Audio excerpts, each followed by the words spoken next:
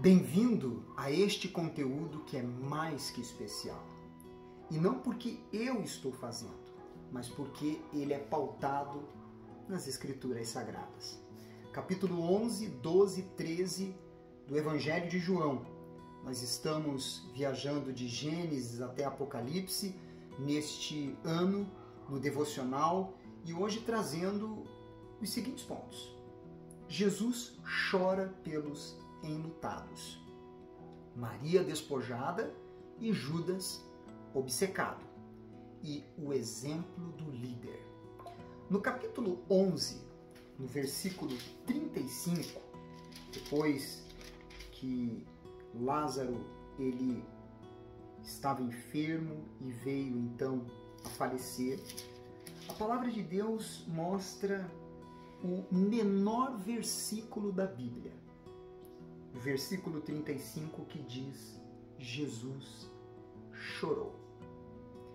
Parece estranho Jesus ter chorado sabendo que logo ressuscitaria o amigo.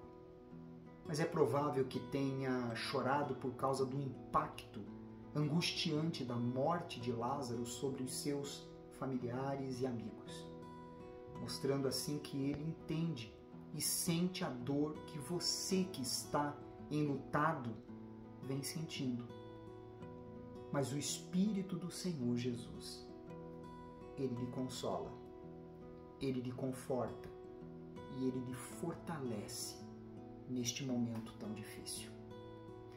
No versículo 3 ao 6 do capítulo 12, depois que o nosso Senhor Jesus ressuscitou a Lázaro, como você conhece e está lendo neste devocional, a palavra de Deus mostra Maria e Judas, dois personagens que tiveram comportamentos opostos.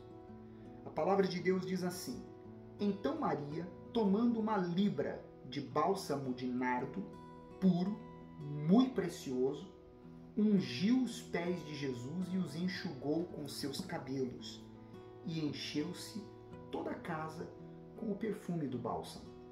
Você sabe que naquela época as mulheres solteiras, as virgens, elas guardavam um perfume que seria utilizado para a ocasião do seu matrimônio, do seu casamento.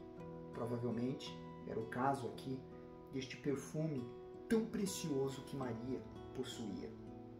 Aí no versículo 4 diz: Mas Judas Iscariotes, um dos seus discípulos, o que estava para traí-lo, disse: Por que não se vendeu este perfume por 300 denários e não se deu aos pobres?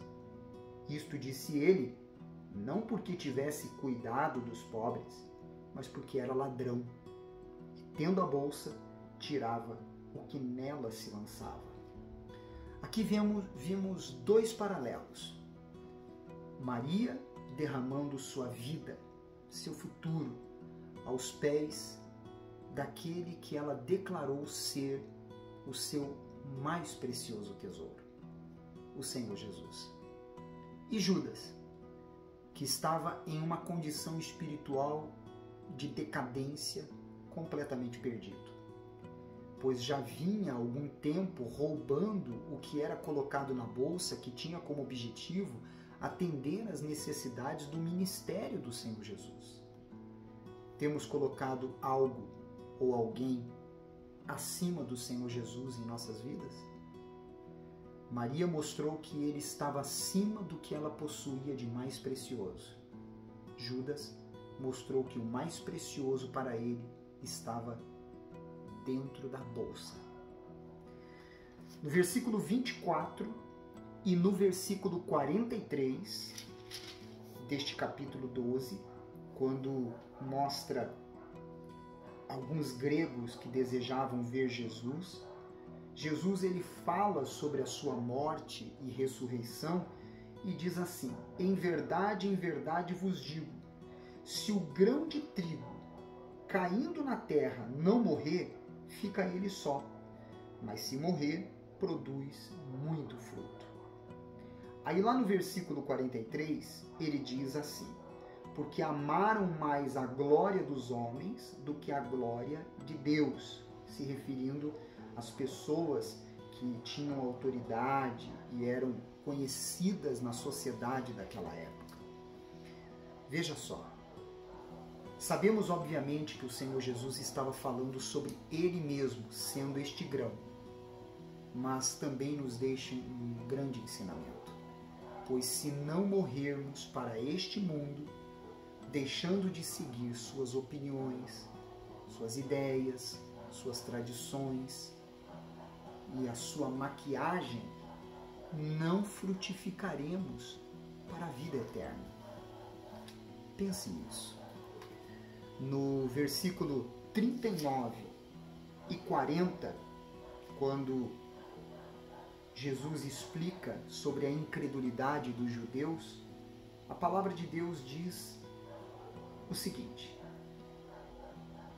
por isso não podiam crer, porque Isaías disse ainda: cegou-lhes os olhos e endureceu-lhes o coração, para que não vejam com os olhos, nem entendam com o coração, e se convertam e sejam por mim curados.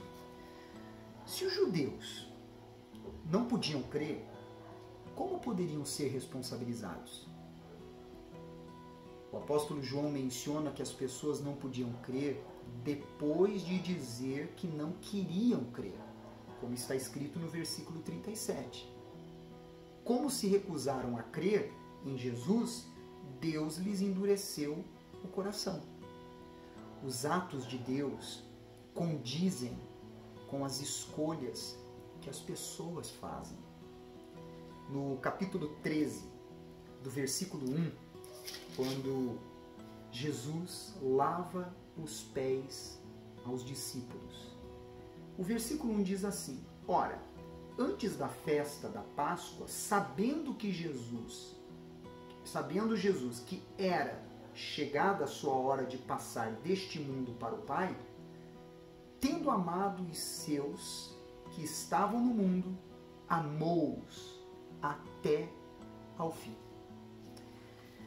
O amor incondicional do Pai e do Filho por nós é revelado e confirmado nestas palavras, trazendo convicção de que cai por terra qualquer pensamento ou argumento de que Deus abandona alguém.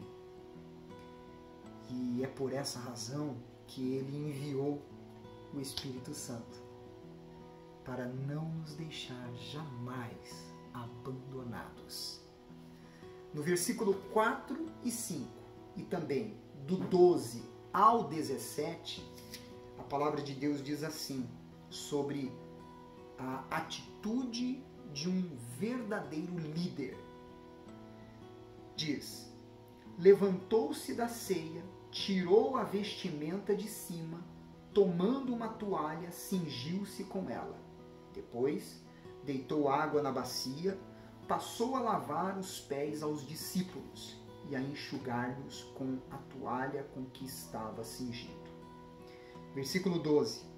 Depois de lhes ter lavado os pés, tomou as vestes e, voltando à mesa, perguntou-lhes: compreendeis o que vos fiz? Vós me chamais o Mestre e o Senhor, e dizeis bem, porque eu sou. Ora, se eu, sendo o Senhor e o Mestre, vos lavei os pés, também vós deveis lavar os pés uns dos outros. Porque eu vos dei o exemplo para que, como eu vos fiz, façais vós também. Em verdade vos digo que o servo não é maior do que o seu senhor, nem o enviado maior do que aquele que o enviou. Ora, se sabeis estas coisas, bem-aventurados sois, se as praticardes. As características e o comportamento de um líder se resume a este exemplo, dado pelo Senhor Jesus. Se colocar no mesmo nível que os seus subordinados, mostrando ser igual a eles, demonstrando que o líder serve os seus liderados com exemplo e não com palavras.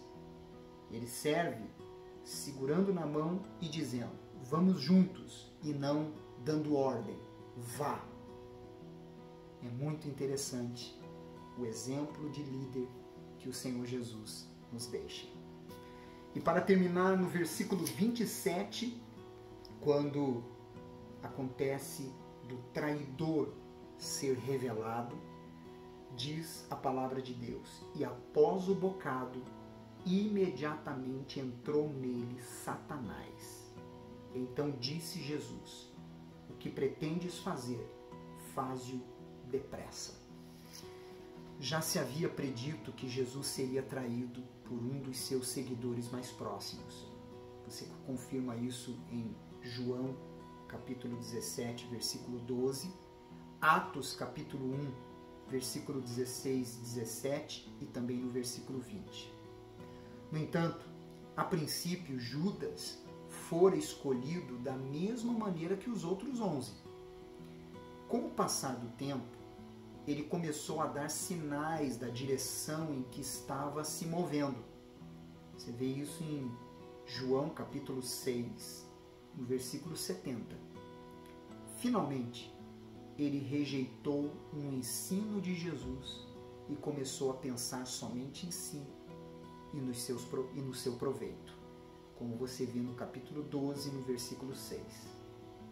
Alguns pensam que quando Jesus ofereceu o pão a Judas, ofereceu um gesto de graça e de amizade ao seu discípulo inconstante. Se foi assim, Judas tomou o pão, mas não se arrependeu da ação que planejara. A partir daquele momento, caiu sob completo controle e influência de Satanás. Deus dá oportunidades a cada um de nós, até o momento em que já não há mais espaço para o arrependimento. Se te ajudou esse devocional, então compartilhe com todos os seus contatos conhecidos este vídeo. Amanhã eu volto com você aqui com mais do livro de João. Você é especial para Deus. Eu te espero amanhã.